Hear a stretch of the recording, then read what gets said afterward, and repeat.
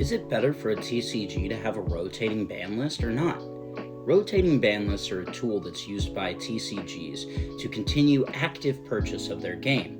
After a certain amount of time, cards released prior to a certain date are then excluded from the game and not legal in competitive play. Games like Pokemon are very well known for doing this.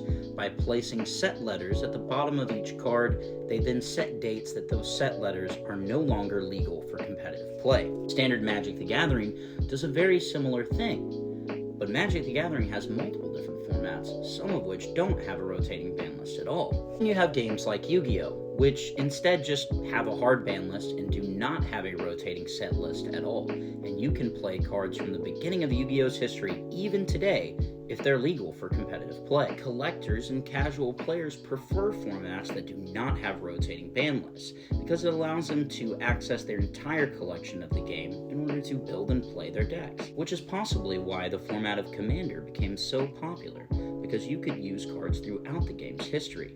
So popular, in fact, that it has now outshined Standard Magic the Gathering. So what is a company supposed to do when a rotating ban list no longer gets the job done? Well, in Magic the Gathering, they chose to increase the power creep on Commander sets. Most Magic the Gathering sets that come out now come out with a focus on Commander because they know it's the most popular format of the game. But since it doesn't have a rotating ban list, they're constantly releasing cards that push the power scale of Commander.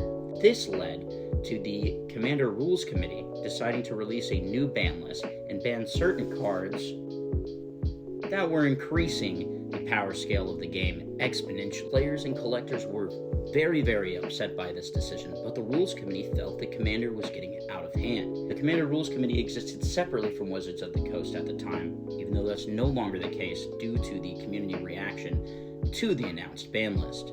So who's in the right? The Commander Rules Committee for trying to maintain Commander as a casual format that doesn't need a rotating list? Or Wizards of the Coast, who was pushing the power scale of the game in order to push their products and increase the profitability of their game? Should Wizards of the Coast let go of the rotating ban list and just accept that people will buy the game when they want to buy the game? Or do they need to find some other technique in order to push people to continue to engage with new Magic the Gathering product? Personally, I prefer TCG formats that do not have a rotating ban list. What about you? Drop your opinion in the comments and be sure to like, follow, share on all platforms.